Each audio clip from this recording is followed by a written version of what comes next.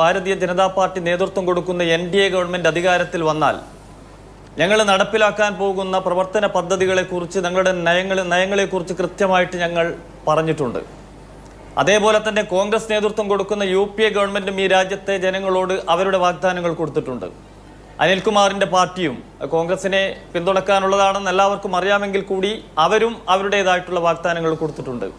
അതിൻ്റെ അടിസ്ഥാനത്തിൽ തന്നെ ഈ രാജ്യത്തെ ജനങ്ങൾ, വോട്ടർമാർ, ഈ ജനാധിപത്യ സംവിധാനത്തിൽ അവസാനത്തെ വാക്കായിട്ടുള്ള വോട്ടർമാർ ഈ രാജ്യത്ത് ഭരണ തുടർച്ചയ്ക്കുള്ള മാൻഡേറ്റ് NDAക്ക് കൊടുത്തു എന്ന് മാത്രമല്ല, അത് ഒന്നാം നരേന്ദ്രമോദി ഗവൺമെന്റിന് ലഭിച്ചതിനും ഭൂരിപക്ഷം വർദ്ധിപ്പിച്ചുകൊണ്ട് 282 സീറ്റുള്ള BJPക്ക് ഒറ്റയ്ക്ക് 303 സഖ്യകക്ഷിക്ക് 336 ഉള്ളത് 353 എന്ന നിലയിലേക്കും ഉയർത്തിക്കൊടുത്തു.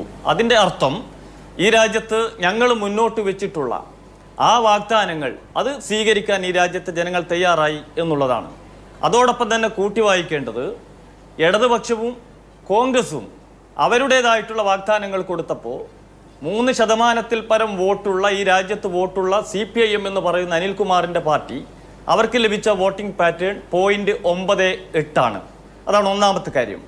ഈ പറഞ്ഞ കാര്യങ്ങൾ ഞങ്ങൾക്ക് രണ്ടാം മോഡി ഗവൺമെന്റിന് ഭരിക്കാനുള്ള അവകാശം ഈ രാജ്യത്തെ ജനങ്ങൾ തന്നതിൻ്റെ അടിസ്ഥാനത്തിൽ തന്നെ ഞങ്ങൾ ജനങ്ങൾക്ക് കൊടുത്ത വാഗ്ദാനങ്ങൾ പാലിക്കാൻ ഞങ്ങൾ ബാധ്യസ്ഥരുമാണ്. ആ നിലക്ക് ഇന്ത്യ രാജ്യത്ത് ഞങ്ങൾ കാശ്മീരിൻ്റെ പ്രത്യേക അധികാരം അത് നീക്കിയിട്ടുണ്ട്, മുത്തലാഖ് നിരോധിച്ചിട്ടുണ്ട്. അതേപോലെ തന്നെ പൗരത്വ നിയമ ഭേദഗതി ഈ രാജ്യത്ത് നടപ്പിലാക്കിയിട്ടുണ്ട്. ഇതുപോലെ സാധ്യമായിട്ടുള്ള കാര്യങ്ങളൊക്കെ തന്നെ ഞങ്ങൾ ഈ രാജ്യത്ത് ചെയ്തിട്ടുണ്ട്.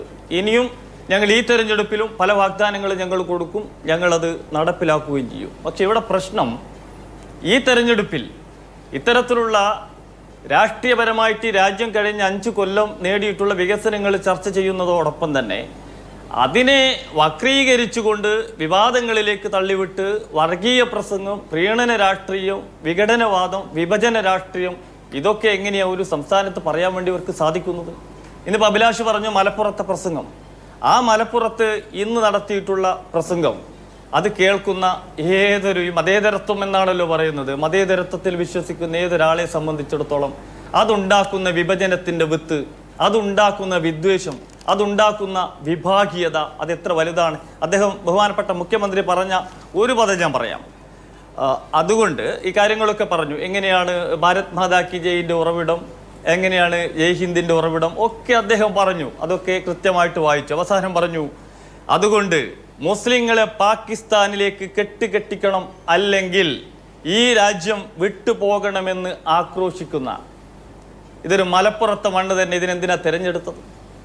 മലപ്പുറത്ത് പോയി വളരെ സാഹോദര്യത്തോടു കൂടി ജനങ്ങൾ ജീവിക്കുന്ന ഒരു സ്ഥലത്ത് പോയി നിങ്ങളെ ഈ രാജ്യത്ത് നിന്ന് നാട്ടി ഓടിക്കുമെന്നൊരു സന്ദേശമാണോ കഴിഞ്ഞ 7-8 കൊല്ലമായി ഈ സംസ്ഥാനം ഭരിച്ച മുഖ്യമന്ത്രി തെരഞ്ഞെടുപ്പ് വേളയിൽ പറയേണ്ടത്?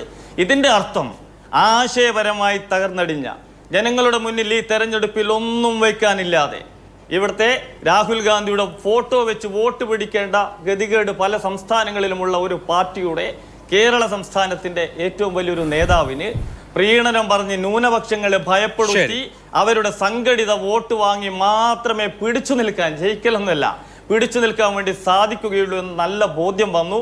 അതുകൊണ്ട് ഈ തെരഞ്ഞെടുപ്പിൻ്റെ കേരളത്തിലുള്ള ചർച്ച പ്രീണന രാഷ്ട്രീയം, വർഗീയ രാഷ്ട്രീയം, അത് ഒരു മതേതര പാർട്ടിയാണെന്ന് കെട്ടിഘോഷിക്കുന്ന CPIMന്റെ നേതൃത്വം തന്നെ നടക്കുന്നു.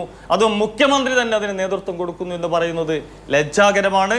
ഞങ്ങൾ ഈ തെരഞ്ഞെടുപ്പിൽ കേരളത്തിൽ വികസനം പറഞ്ഞുകൊണ്ട് ഞങ്ങൾ ഈ തെരഞ്ഞെടുപ്പിനെ നേരിടും. കഴിഞ്ഞ 10 കൊല്ലക്കാലം ഈ രാജ്യത്ത് നടപ്പിലാക്കിയിട്ടുള്ള വികസനങ്ങൾ, ആ വികസനം എങ്ങനെയാണെന്ന് ചോദിച്ചാൽ അഭിലാഷ്, 1947 മുതൽ 2014 വരെ ഈ രാജ്യത്ത് വിവിധ മേഖലകളിൽ നടത്തുന്ന വികസന ചർച്ചയിലേക്ക് 10 കൊല്ലക്കാലമായി BJP നേതൃത്വം കൊടുക്കുന്ന ഗവൺമെന്റ് നടത്തിയിട്ടുള്ള വികസനങ്ങളും എണ്ണി പറഞ്ഞ് തെരഞ്ഞെടുപ്പിനെ നേരിടാൻ ഞങ്ങൾ തയ്യാറാണ്. പകരം ഈ വർഗീയതയുടെ രാഷ്ട്രീയവും ഈ വിദ്വേഷത്തിന്റെ രാഷ്ട്രീയവും ഈ ന്യൂനപക്ഷങ്ങളെ ഭയപ്പെടുത്തി വോട്ട് വാങ്ങുന്ന രാഷ്ട്രീയവും നിർത്തി ഈ തെരഞ്ഞെടുപ്പിനെ നേരിടാൻ ഇടതുപക്ഷവും കോൺഗ്രസും തയ്യാറുണ്ടോ എന്നുള്ളതാണ് ഞങ്ങൾ.